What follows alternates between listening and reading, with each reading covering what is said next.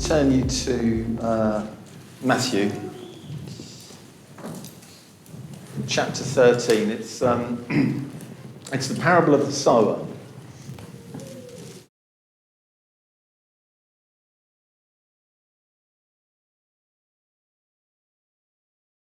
And I've been thinking about this for some time. I like parables because they're simple. I like this one because it's explained as well. So in theory, I can't go wrong. So let's just read it. And I think it's in line with what God's saying to us this morning. He's encouraging us to be bold. He's encouraging us to be obedient, really. So I want to kind of touch that if I can. So chapter 13 of Matthew.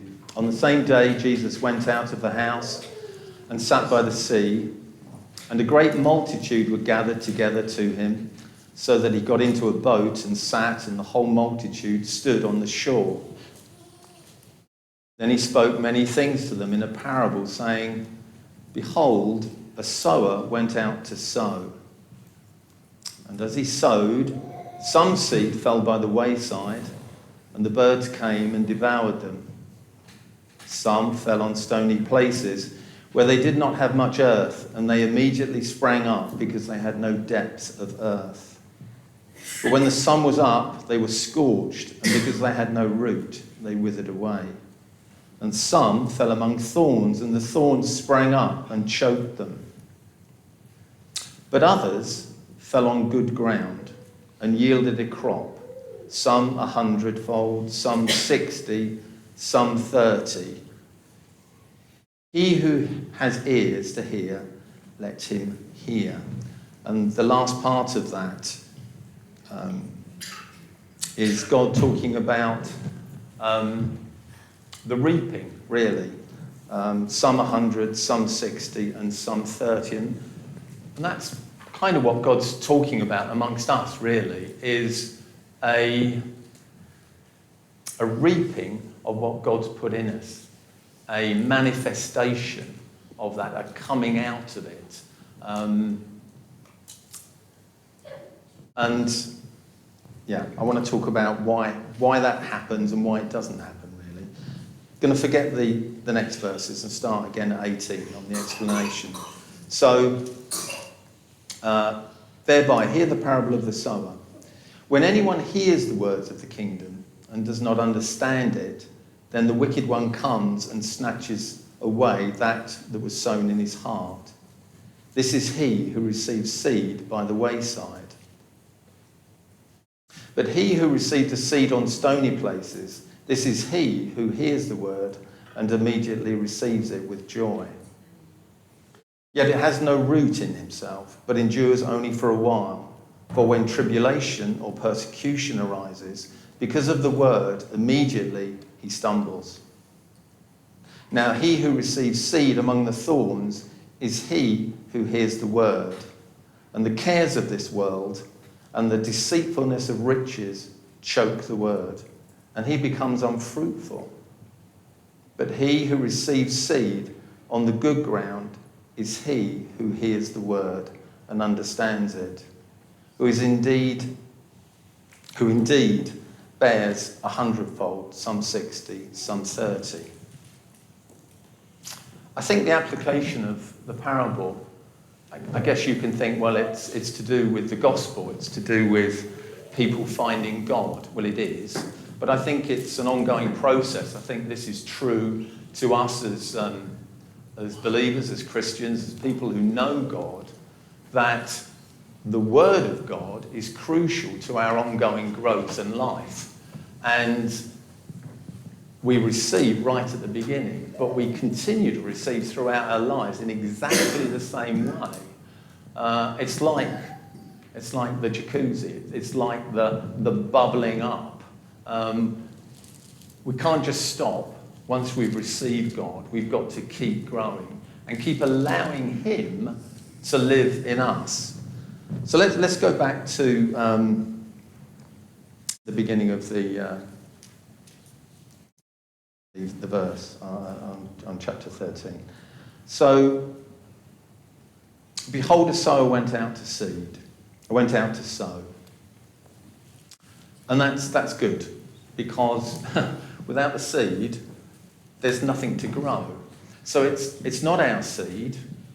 I know we know that, but it's not our seed. It's not our seed. And for some people, that's a real problem, because they're still trying to find the seed inside them. And you won't find it. It's not your seed. It's thrown out by the sower, okay? And it comes into your heart and it grows. And it's the same seed that goes to every single one of us. It's the same seed. It's not different, it's not inferior, it's not superior. It's not bigger, it's not smaller.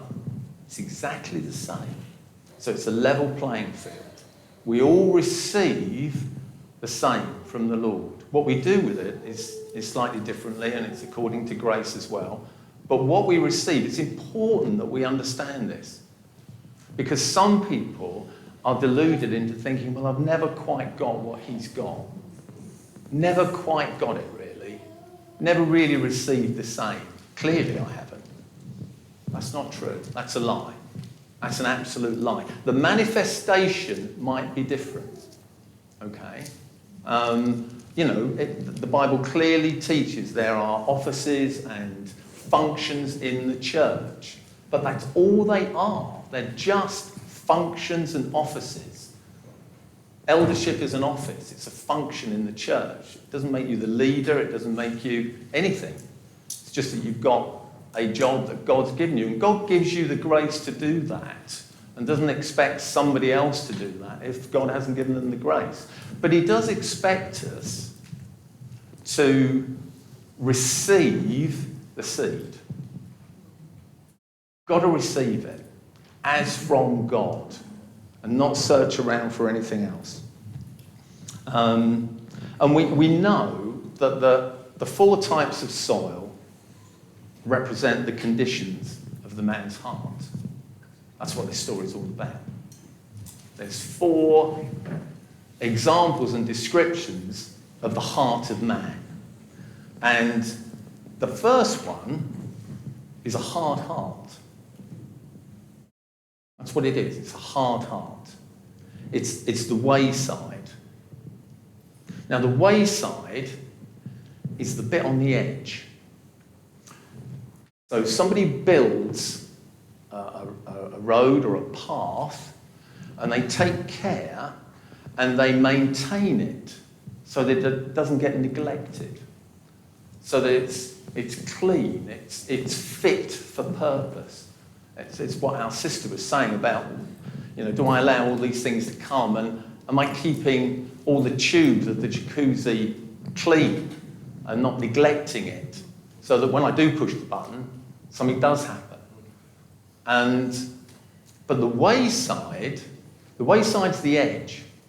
The wayside is the neglected bit. It's where a lot of people walk.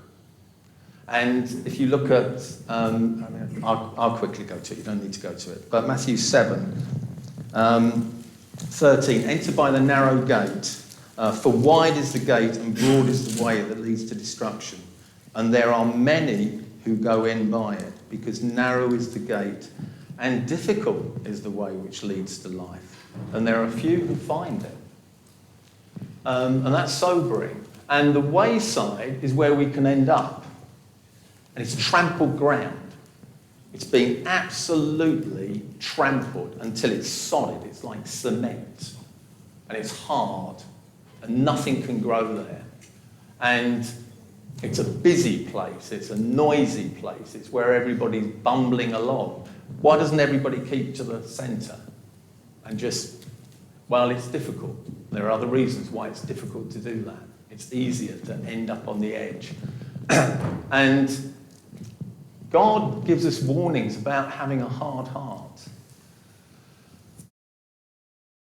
because it affects everything. It affects our hearing, it affects our thinking, it affects our actions. It changes everything, really. So that's the hard heart. The shallow heart is exactly that, really. It's the heart that is kind of up for it, really, interested, something that's going to take the attention, something that's going to excite them, interest them. But actually, it doesn't go very deep. It kind of stays at the surface. And when difficulties arise, or when tough decisions arise, or when somebody has to make a decision and they realise that they can't do both, I want to do both, because I like doing that, but I know that's wrong, but can't I do both?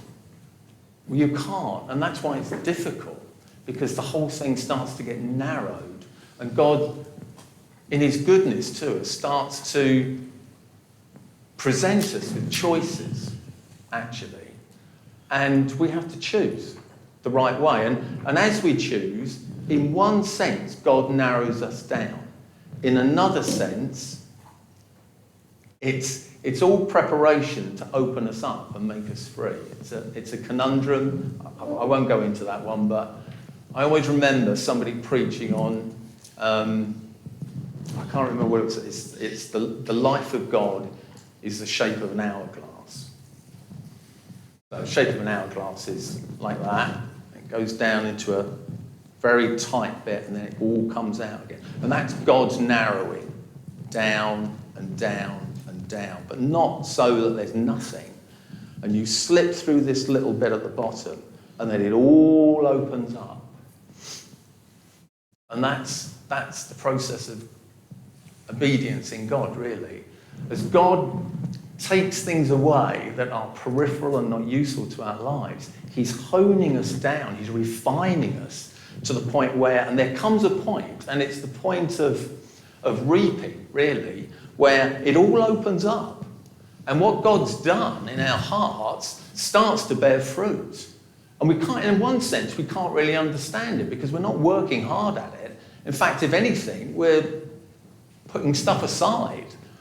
But God, in his goodness, comes and adds the water and adds the growth, and it kind of takes off.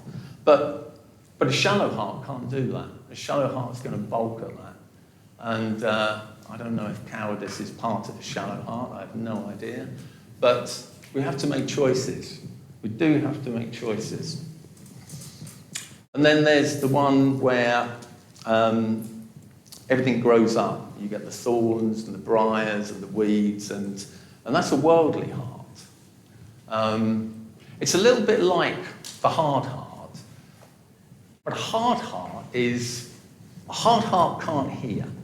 That's the problem with a hard heart. It's water off a duck's back. It's really difficult to penetrate.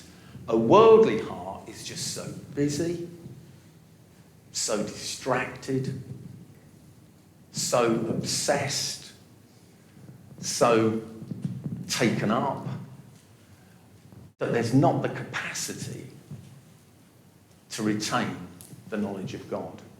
There isn't actually the capacity to do all the things that a worldly heart wants to do. And that's why fantasy in our society today is such a huge, I can't think of a draw, because we can't do these things, but we're being told all the time, you can be like this, you can be like this, you can be like this, you can be like this. And if you can't do it in reality, well, you can do it online. You can become somebody, you can have a different identity, and it's all just to move us away from where God wants us to be, focused on him. And it talks about, and it's not just riches, it's not just stuff I want to do, it's worries as well. That's the other big one, where I'm distracted by worries, and again, that's being thrown at me and you daily. If you read the news headlines, It's not good, but I'm not sure it's that bad. But it's catastrophic every day. Something's not happening right, and something's wrong, and somebody's it's somebody's fault for this and that and all the rest of it. And we can worry about these things. And I'm not saying we should be ignorant of these things, but in God, there's a place where we can not be overwhelmed, as we sang this morning, not overwhelmed, and we can look to him.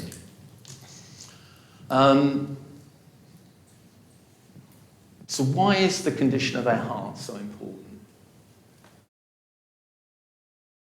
Why say this parable, Jesus? Why is my heart so important? Well, I've got a few verses I want to read.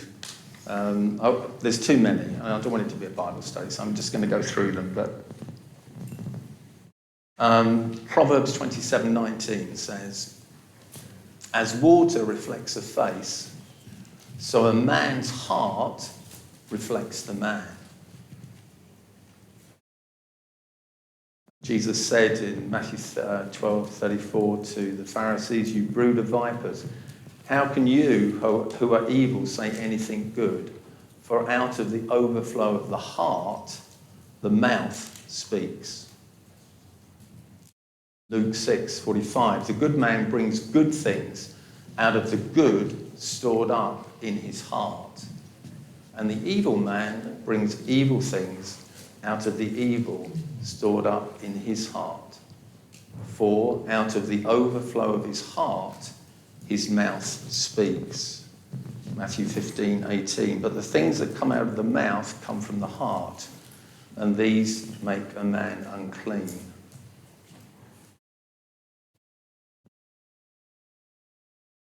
Yeah, they're the major ones, really. And so I can't define the heart. I wish I could. And clearly it's not the thing that's pumping away. It's where God resides in us. I know he affects our souls. That's our desires, our thinking, our motives, our bodies.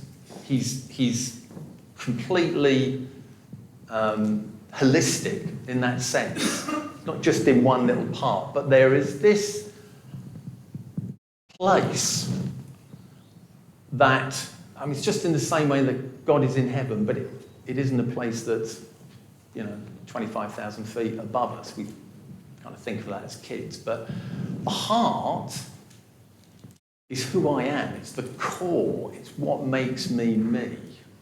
It's what makes you you. It's the most intimate, deepest, real place about me. And the only safe person I can let in there really is God. Maybe as I learn, I let other people in, but it's a sanctuary. It's a place that we protect because it's a vulnerable place. Because it's us, it's me, kind of with no strings attached, with no facade, with no, just me, just raw me. And that's where God comes. And that's where God meets us, I believe, when we become Christians. But that's the place where we need to remain and not let things grow up in our lives or not start becoming so professional in what we do as Christians that actually we just forget that God's just interested in my heart. Just interested in my heart. And the condition of my heart is going to leak into my behaviour. I say leak, that's not on purpose, because if you've got bad things in your heart, then you don't want leakage. You don't want anybody to see what's in your heart. You want to keep it contained and hidden away. But you can't. I can't. It leaks. And because that's the way God's made us, that out of our hearts, everything comes, good and evil. And God has put it for good. That's why God gives us a clean heart. He goes right to the core. And he says, if I sort that out, all this is going to take place. I'm not going to start here, and I'll prove it to you, because I'll give you a law. See how you get on with that end. And try and work from that end this way. And try and purify your heart through the law. But you can't do it. You can't do it. You've got to start here. And that's freedom for anybody who wants and naturally wants to start with law. Give me some rules, I'll obey them, and I'll become like you, and I'll fit in. But I can't fit in because it doesn't work, and I can't keep this up, and I keep failing, and it's embarrassing, but I don't want to tell anybody. But you don't have to do that. You don't have to do that. Because God said, I'll give you a new heart. I'll change your heart. I'll do the bit you cannot do. And from there, you're going to have to do things. You're going to have to work with me for that heart to grow, for that heart to run, to exchange, to function, really, to affect your whole life. I'll do that. But I'll do the bit you can't do right at the beginning. I'll give you a new heart. And if you're struggling with a whole bunch of things in your life, in your thinking, in your behaviour, in your stuff that you just know shouldn't be there, go to God and say, Lord, cleanse my heart. Go there. Can you get to the root of this and sort it out? Because I'm struggling with temptation. I'm struggling just not doing it. You know, sometimes I'm good at it, sometimes I'm not good at it. But actually, I'm fed up with trying like this, Lord. Will you get to my heart and get to the root of the problem and sort it out and cleanse me? And then you'll have a foundation to build on.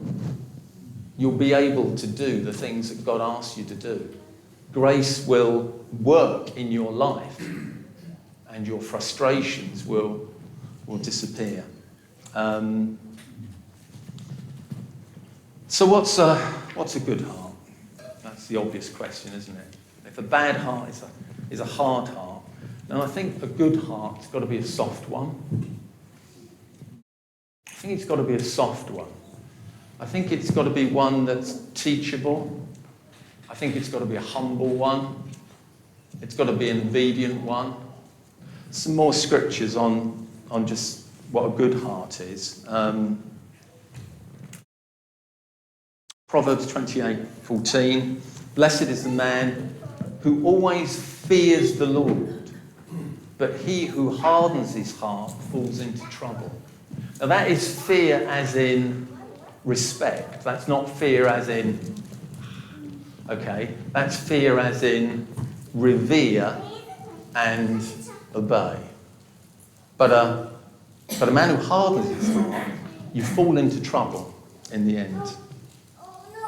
Matthew 11:29. Take my yoke upon you and learn from me, for I am gentle and humble in heart, and you will find rest for your souls. This is the opposite. So this is the mirror image.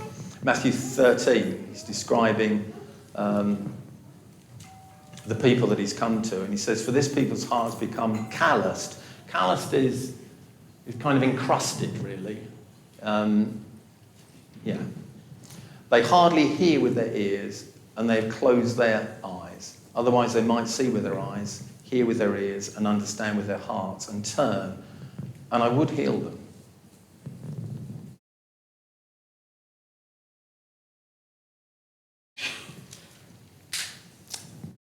Luke 21:34. Watch out, don't let your hearts be dulled by carousing and drunkenness. Now, we'd agree with that, probably, most of us, hopefully. But it says this as well, and by the worries of this life. Now, would you put that in the same sentence? 1 and 2 are definitely not acceptable. 3, anyone, this is John 7, anyone who believes, this is obedience, believes in me may come and drink, for the scriptures declare rivers of living waters will flow from his heart. Romans 10:9. If you confess, remember earlier on in the meeting about opening your mouth, if you confess with your mouth that Jesus is Lord and believe in your heart that God raised him from the dead, you will be saved. For it is by believing in your heart that you are made right with God. And it is by confessing with your mouth that you are saved. You see God doing his bit, but there's kind of a bit for us to do if we want to be saved in it, if we want the fruit of it, the fruit of what God's doing in our hearts. We need to confess it in our mouths. Now, I don't think anybody here is kind of saying, look, everybody should pray out loud. That becomes a law, and that's ridiculous, okay? So no one's saying that. What God's saying is, come to me and open your heart. And when you open your heart, it's a bit like what Liz was saying, it's difficult not to open your mouth, really. We're kind of made that way physiologically, I think. It's natural. When you love somebody, something's happening inside, but usually something happens on the outside as well.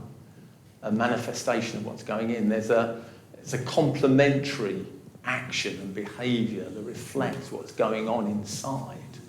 And that's all it is, really. And ask God just to give you the grace to just open up and let God flow through you. Hebrews 10. Let us go right into the presence of God with a sincere heart, fully trusting him. For our guilty consciences have been sprinkled with Christ's blood to make us clean, and our bodies have been washed with pure water. God's done his bit. It's done. It's finished. Come into his presence. Ephesians 3:16 to 18. I pray that from his glorious, unlimited resources, he will empower you with inner strength through his Spirit. Then Christ will make his home in your hearts as you trust in him. Your roots will grow down into God's love and keep you strong.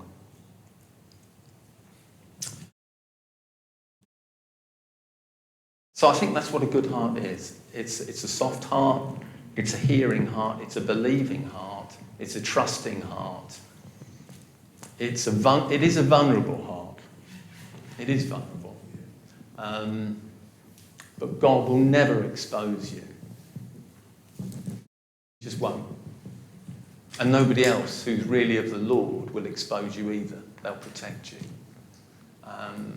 And the church should be a place of protection, a place of safety, a place where I can take that risk. Because I know that I'm going to be received. And I know that I'm loved.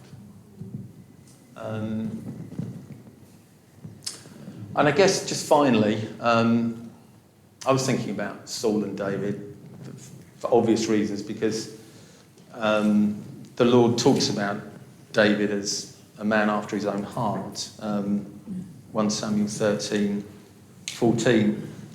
This is, I think, Samuel talking to Saul. But now your kingdom shall not continue. The Lord has sought for himself a man after his own heart, and the Lord has commanded him to be a commander over his people, because you have not kept what the Lord commanded you. And again, it's interesting, isn't it, that God, in his wisdom, chose Saul. It says he chose Saul. But Saul was, and I've got to believe that Saul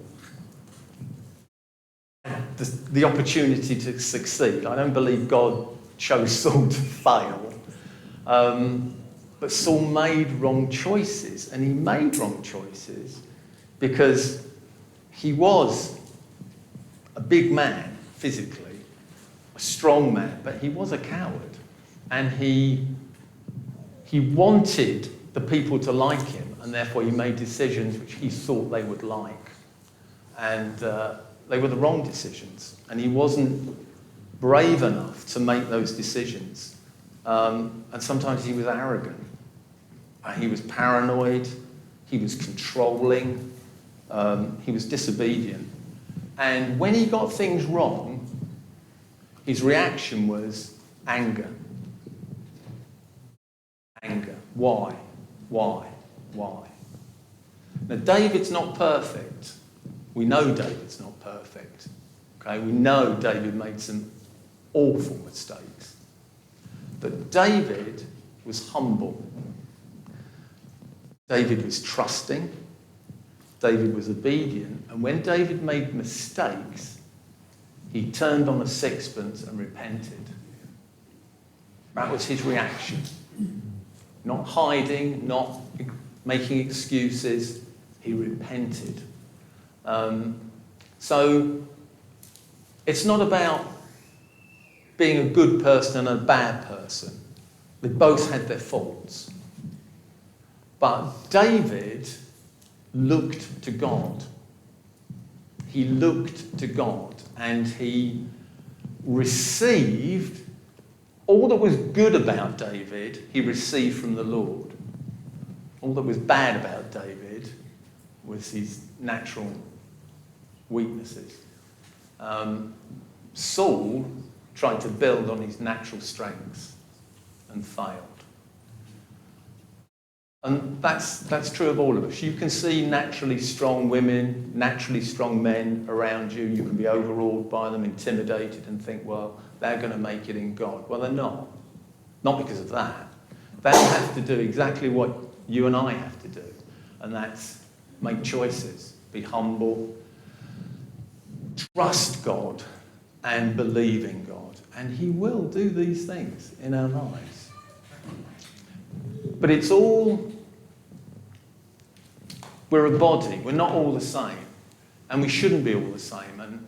And wherever you fit in this body, then be comfortable there. Be comfortable there. You don't have to have a great big public ministry, but equally, if God's saying to you to say things out publicly, then you need to do it.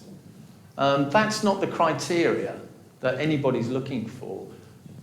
The criteria that's in God's heart is, are you obeying me? I mean, how many questions are there going to be in heaven when we get there? Because I've forgotten virtually my whole life. So I'm not going to come up with any decent answers because I can't remember anything. So unless God kind of zaps you and you kind of remember it all. So it's kind of, did you obey me, Mike? Did you obey me? Did you do what I said?